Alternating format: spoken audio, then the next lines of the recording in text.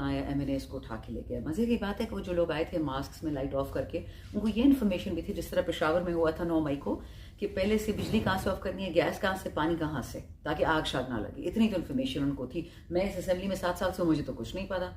ऊपर से दरवाजे तोड़े नहीं गए, चाबियों से खोले गए। ये चाबियां को किसने दी हैं? मुझे तो नहीं पता कि असेंबली की चाबियां कहाँ पड़ी होती। मैं तो इस हाउस का मेंबर हूँ। सो याद रखिए, चोर इस वक्त घर में ही है। पता चल जाएगा तो बेचारे सार्जेंट एट आर्म्स और बेचारे जो लोअर स्टाफ है उनको सस्पेंड कर दिया है।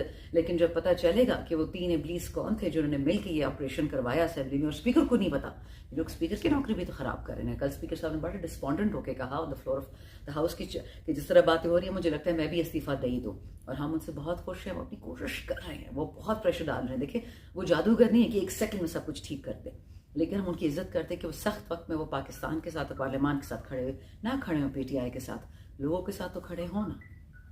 बहुत शुक्रिया।